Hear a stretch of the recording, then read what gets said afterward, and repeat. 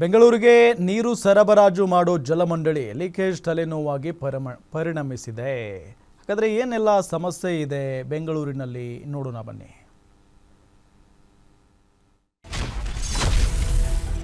ಜಲಮಂಡಳಿಗೆ ತಲೆನೋವಾದ water leakage.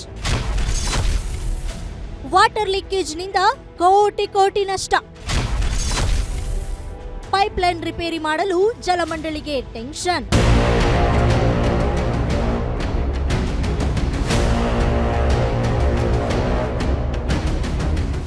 Silicon ಸಿಟಿಯ ಉದ್ದಗಲಕ್ಕೂ ನೀರು ಸರಬರಾಜು ಮಾಡೋ ಜಲಮಂಡಳಿಗೆ ವಾಟರ್ ಲೀಕೇಜ್ ಟೆನ್ಷನ್ ಶುರುವಾಗಿದೆ. ಇದರಿಂದಾಗಿ ಜಲಮಂಡಳಿಗೆ ಕೋಟಿ ಆದಾಯ ನಷ್ಟವಾಗ್ತಾ ಇದ್ದು, ಏಕಕಾಲಕ್ಕೆ ಎಲ್ಲಾ ಪೈಪ್ಗಳನ್ನ ರಿಪೇರಿ ಮಾಡಲು ಜಲಮಂಡಳಿಗೆ ಸಮಸ್ಯೆಯಾಗ್ತಾ ಇದೆ.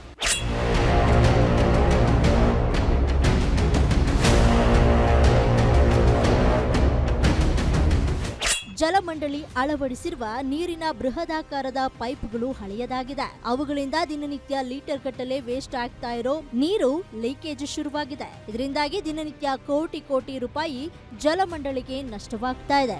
ಇನ್ನು ಅವುಗಳನ್ನ ರಿಪೇರಿ ಮಾಡೋದು ಜಲಮಂಡಳಿಗೆ ಕಷ್ಟ ಅನ್ನೋ ಹಾಗಾಗಿದೆ. ಟ್ರಾಫಿಕ್ ಸಮಸ್ಯೆ ಹಾಗೂ ರಸ್ತೆಗಳನ್ನ ಅಗೆಯಬೇಕಾದ ಸ್ಥಿತಿ ನಿರ್ಮಾಣವಾಗ್ತಾ ಇದ್ದು, ಏಕಕಾಲಕ್ಕೆ ಹಳೆ ಪೈಪ್ಗಳ ರಿಪೇರಿ ಮಾಡೋದು ಕಷ್ಟವಾಗ್ತಾ ಇದೆ. ಒಟ್ನಲ್ಲಿ ಜಲಮಂಡಳಿ ವಾಟರ್ ಲೀಕೇಜ್ ನಿಂದ ಸಂಕಷ್ಟದಲ್ಲಿದ್ದು, ಅವುಗಳನ್ನ ರಿಪೇರಿ ಮಾಡೋ ಗೋಜಿಗೆ ಹೋಗ್ತಾ ಇಲ್ಲ. ಇದರಿಂದ ಜಲಮಂಡಳಿಗೆ ನಷ್ಟವಾಗ್ತಾ ಇದ್ದು, ಹಳೆ ಪೈಪ್ಗಳನ್ನ ರಿಪೇರಿ ಮಾಡದೆ ಹೋದ್ರೆ ಮುಂದಿನ ದಿನಗಳಲ್ಲಿ ಜಲಮಂಡಳಿ ಸಂಕಷ್ಟಕ್ಕೆ ಸಿಲುಕೋದಂತೂ ಪಕ್ಕಾ. Charan Moodbidri, metro bureau, guarantee news.